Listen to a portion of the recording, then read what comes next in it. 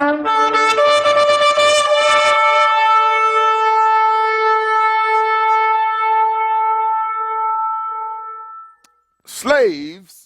and slavery was huge during the Roman era. You know, in this country, slavery was huge. But as I read about Roman slavery and I read about slavery in America, they're both slavery and they're both ugly. But some of the most ruthless people on the planet were the Romans. When I look at how they beat Yeshua, I mean, they didn't just want people, they didn't just impale people. They didn't just crucify people. They made them suffer before they crucified. And I was thinking, because some of you all, you've probably seen Roots. I watched Roots. Toby got his foot cut off. Romans cut off heads. They cut off members of the body. They beat the flesh off the carcass. And once they beat it near death, hang it up in the sunshine, in the sunlight, on a tree, so that the remaining life just drained. I mean, hanging on a stake and being hung by a noose is two totally different hangings. Now, don't think for a moment in me making this statement that I'm trying to justify slavery in America, because I'm not. But I also have to acknowledge that if I'm true to what I teach and believe, or believe what I teach, that from the very beginning, Jehovah allowed slavery. As a matter of fact, he warned his servant Abraham of what was going to happen to his descendants. He also warned Abraham's descendants when they came out of slavery, how they were to treat other people. But he also explained to the children of Israel, who he had delivered out of slavery, that if they had slaves and there were certain conditions that people would become slaves, in other words, with a slave, there is a master. And there are certain conditions whereby a person would become slaves. The difference between Jehovah's people, he says, when you have a slave, especially a slave who has accepted this way of life, then you have to treat your slave like you treat yourself. There was a humanity that was a part of slavery according to the Torah. Outside of Torah, it was very inhumane. And a slave, once they became a slave, especially an Israelite slave, could only serve in slavery for a period of time, 6 years. The 7th year, what were they supposed to do? Set them free. But once a person has been set free, the person can determine whether or not they wanted their freedom. Now, I would dare say that if a slave had a good master, one who treated him like himself, then that slave could decide not to go free. They could now become an indentured servant, which would require a piercing of the ear.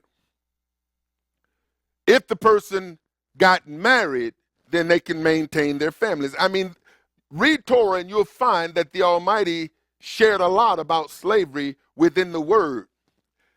Slavery was operational long before anybody knew America was here. And it was certainly going on in Paul's day. Because if you back up and take your time going through Paul's writing, you'll find that Paul addresses slavery a lot. And there are individuals that are in this letter that Paul is writing that are names of individuals that is associated with slavery. Now, Paul was a Roman citizen. He was born free, but many had to purchase their freedom or at some point be made free. In Acts 22:25, here it is, Paul is being taken, I believe, to Rome. And as they bound him with thongs, Paul said unto the centurion that stood by, is it lawful for you to scourge a man that is a Roman? Now, wait a minute. Paul identified himself as a Hebrew, not just a Hebrew, but a Benjamite Hebrew. But here he's saying, listen, I'm a Roman. And he was. A man who is a Roman and who have not yet been tried, uncondemned. When the centurion heard that, he went and told the chief captain, saying, wait, take heed that thou what you do, for this man is a Roman. Then the chief captain came and said unto him, tell me, are you a Roman? He said. And the chief captain answered, with a great sum. Oh, and he said, yes. Who? Paul. And the chief captain said, wait a minute, I purchased my freedom with a great amount of money. Paul said, yeah, but I was born free.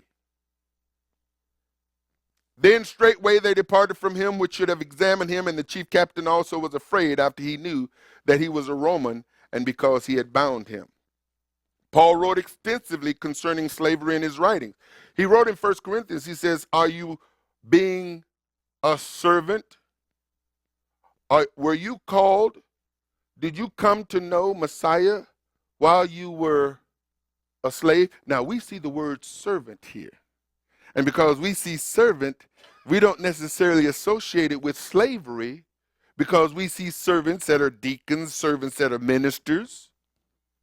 And this is why we have to look up the words. And this word here is doulos, which we'll see in a moment. For he that is called in the Lord. He says, are you being called? Were you called when you were a servant or a slave? It doesn't matter. Care not for it. But if you may be made free, then use it, rather. In other words, if you are a slave, it makes no difference how your attitude should be if you're in Messiah. Because in Messiah, this is what your attitude is supposed to be, whether you are a slave or freeman. And this is how the apostles could say, listen, I am a bond servant. I had my freedom in Messiah. I'm a free man in Messiah, but I've had my ear pierced. I've chosen that I'm not going to walk in my own freedom. I'm going to become a slave to Elohim. And that's what he's calling all of us to. You got your freedom. Messiah has set you free. Now what you going to do with it? See, when the slave has been set free, and we have been set free, now are you willing to get your ears pierced? And I'm not talking about so you can wear some cross in your ear. That ain't the kind of piercing they got. It was like cut. And that was an indication that I have volunteered not to leave my master. My master set me free, but I love my master.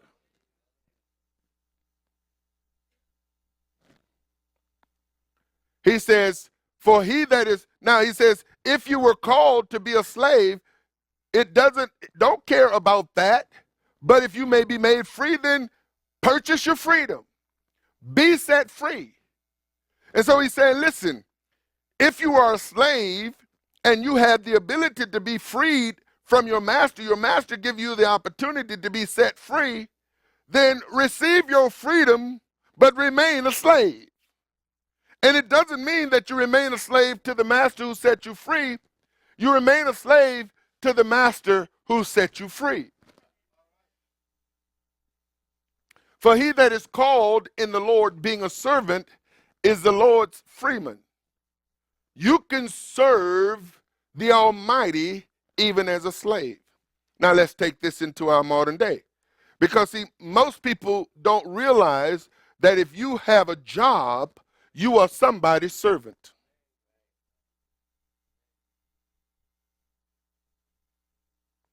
If you work a job, you somebody's slave. Now wait a minute, brother, I wouldn't call it that. Well, hey, how else you gonna call it? Don't go to work. Show up when you want to. You need permission. They tell you, listen, if you want some time off, fill out this form. You want to take some vacation? This is how much vacation you got. Fill out this form. We have no work for you today. Don't come in. We got more work. So we not only need you to come in today, we need you to come in tomorrow. Well, boss, tomorrow is the Sabbath. Okay. Well, master, on the Sabbath, I have to serve my other master.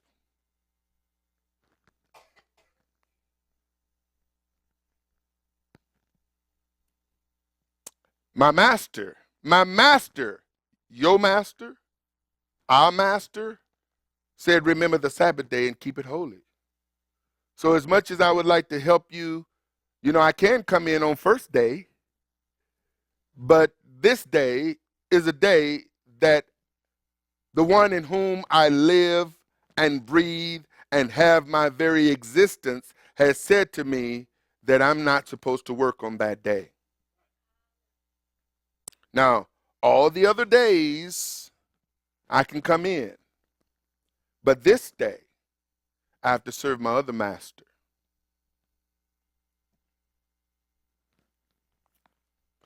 For he that is called in the Lord, being a servant, is the Lord's freeman. Likewise, also he that is called being free is Messiah's servant. So whether you are a slave or a freeman, you are Messiah's servant. That's the message that Paul is communicating here. You are bought with the price. See, to set yourself free from physical servitude bondage, you either come up with the amount of money that is required to purchase your freedom, or you are set free by your master. But understand, whether you have bought your freedom, set free by your master, or was born free, the price for your life has already been paid by the one who died for you. Therefore, be not you the servants of men. Well, how do you interpret that? When I go to my job, if you have a job or business or whatever it is you do, when you go to your job, you're not there to serve your supervisor. You're not there to serve the owner of the company. You are there to serve your Father who is in heaven. Therefore, regardless to how the supervisor treats you, regardless to how the boss talks to you, regardless to how any of your coworkers want to deal with you, remember who you're there for. And if you serve him with all of your heart in your place of work, he know how to give you promotions. The people who have harmed and wronged you, you may become their supervisor. He may exalt you above them, bring some down and place you above them. And when you go into that place, guess what? You still supposed to serve your fathers in heaven. So even the one who treated you dirty, even the one who made life difficult for you, even the one who tried to get you fired, you have to treat them like you would have wanted them to treat you. But some people, oh yeah, it's payback. That's a good way to lose your promotion. See, it's not for you to get revenge. You are servants of Jehovah in every circumstance, whether you are being mistreated or treated good. Brethren, let every man wherein he is called therein abide with Elohim. Now, Paul wrote to the Galatians to inform them that if you were a slave in Messiah, you were no different than a freeman. This is what he meant when he says, there is neither Jew nor Greek, there is neither bond nor free. When people hear bond nor free, it's like, do you really think slavery? No. That's what the word is. There is neither male nor female. You see, for you are all one. You are all one in Messiah, Yeshua. The word bond there is the word slave, doulos. It's used as servant, bond, and bondman. Galatians 3:29. If you be Messiahs, then you are Abraham's seed and heirs according to the promise. And then Paul's letter to Philemon, or Philemon, however you call him, was to a freeman who owned a slave. And if you were to read Philemon, you'll see that there was a fellow by the name of Onesiris, or Onesiris, however you call him, who had ran away. He had ran away from his master. And in his travel, he had come across Paul, or Paul had come across him. Paul ministers Messiah to him and said, listen, you are a runaway slave. Messiah has paid the price for your freedom, but you still belong to your master. Now, I need you to go back to your master, in whom you have ran away from. I'm going to send you this letter, and I want you to let your master know that before, and now I'm just giving you Philemon, before I hated being here, which is why I ran away. And even though I was working here, I had the wrong attitude. Even though I came to work every day, I hated coming up into this place. Even though it was a job for me to do, I despised you. I despised my job. I despised my bonds. I despised being a slave. See, had the wrong attitude. Paul says, listen, when you go back, I want you to let them know that now you're going to be the best slave he got. That's what Philemon is all about, ladies and gentlemen. Israelites who became free tended to separate themselves from those who had not known the pains of slavery. They even had their own synagogues. Wait a minute, what? They called themselves, or were called, libertines. And you'll find them in Acts 6:9. Then there arose certain of the synagogue, which is called the synagogue of the Libertines, and Cyrenians, and Alexandrians, and of them of Cilicia, and of Asia, disputing with Stephen. The Libertines, ladies and gentlemen, were one who had been liberated from slavery. They were former slaves, but they were set free, or they bought their freedom, and they had been made captives of the Romans under Pompey, but afterwards was set free. They had fixed their abode in Rome. They built at their own expense a synagogue at Jerusalem, which they frequented when in that city. Now, here it is. They were slaves in Rome. But when they were free, they began to keep the commandments, and they went up to Jerusalem for the feast. And when they were in Jerusalem for the feast, they attended their own synagogue. You see, ladies and gentlemen, if you've never been in slavery, if you've never been the ancestor of a slave, you have no idea what people who have gone through it deal with. I look at the news today, and made me realize that, I got double jeopardy. You see, some of you all may not know it, but I'm Irish. That's what my DNA says. And I trace my DNA back to Georgia to my grandfather or my great grandfather on my daddy's side, who was a mulatto, whose daddy was a master and an Irish. Now, so when I hear in the news about the fear that is running through the Irish communities with these executive orders about undocumented workers in the United States, there are hundreds, thousands of undocumented Irish people in the United States. Now, when people hear undocumented, they go to two places: Mexicans and Africans. Mainly Mexicans. But there are thousands of undocumented Irishmen in the United States of America.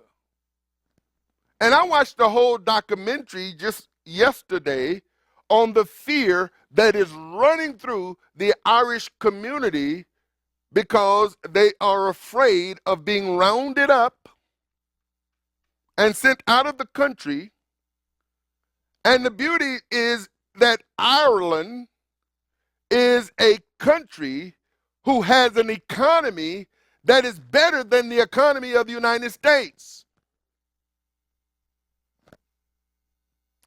And there are individuals who are afraid to go to Ireland, where they would probably live better than they live in the United States because of its economy, but are afraid because their roots are here in America, that if they leave the country, they can't come back.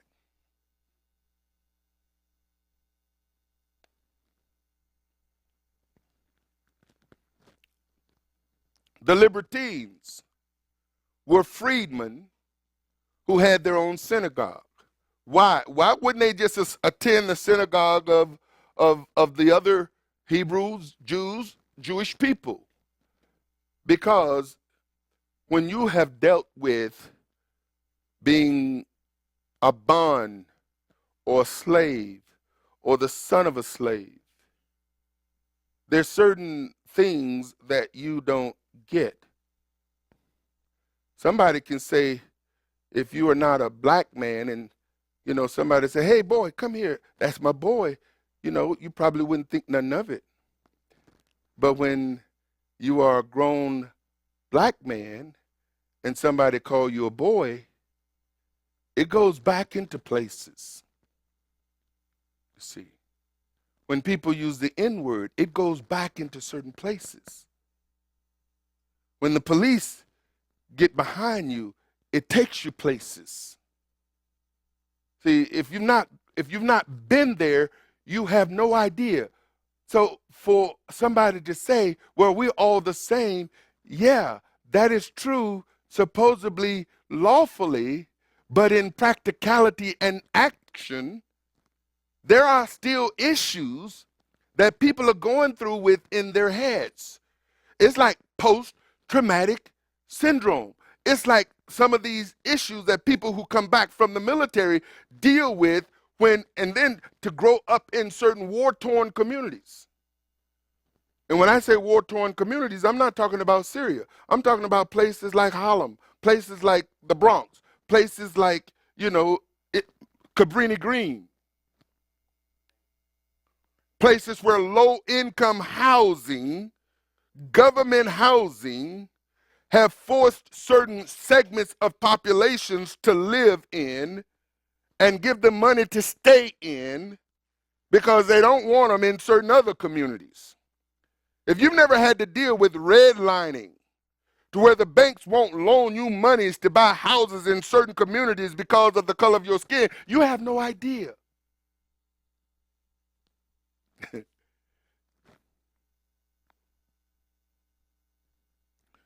These libertines had a mindset to where they felt, I believe, that the people who could understand them is people who had been where they'd been.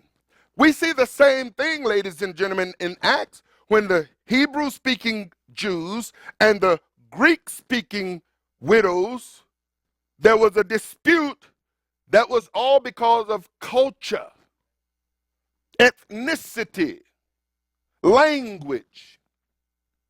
And when you think about language, folks, let me tell you something. In America, every person born in America went to public school, spoke English from birth, may speak the same language, but have a different dialect.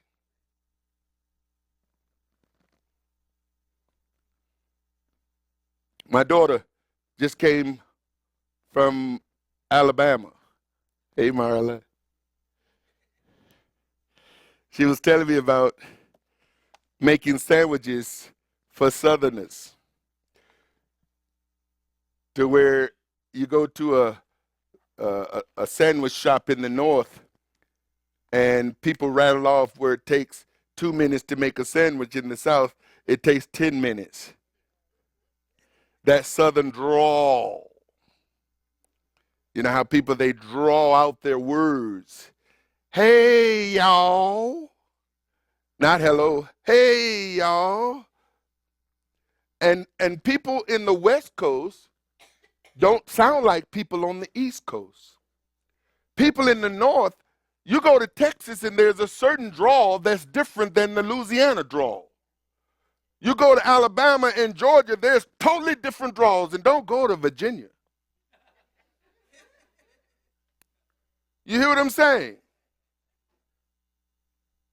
And so when you deal with everybody and they all speak English, folks can tell you where you come from by your accent, and you got an English accent or an American accent. Let me say that.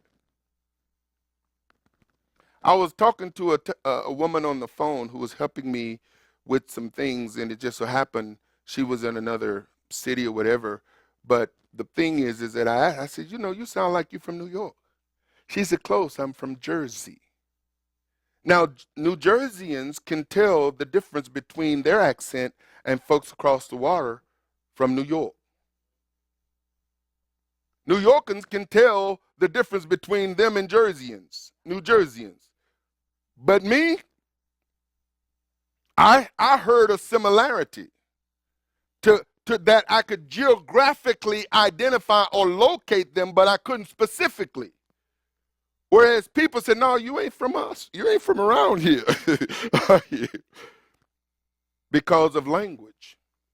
There are things, ladies and gentlemen, that makes us distinctive, and it causes us to gravitate to certain people that we can identify with and feel comfortable with. In order for us to embrace the body, we got to get out of our comfort zone.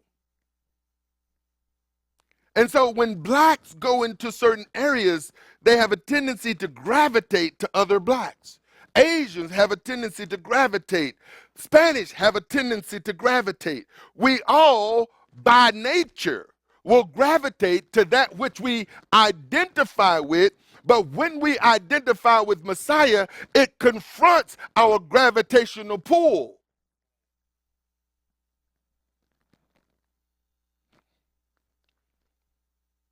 And those strongholds have to be pulled down, because people want to identify with a certain race that makes them feel superior to other races.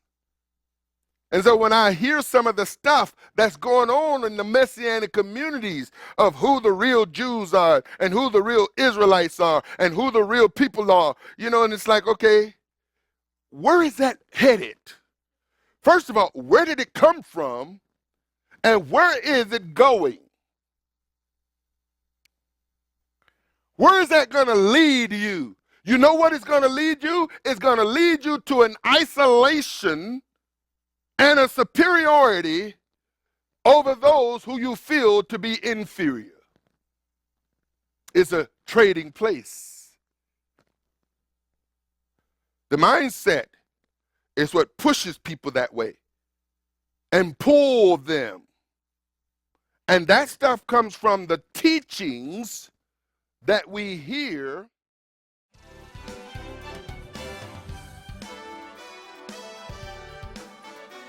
For more information, visit www.arthurbaileyministries.com or call 888-899-1479.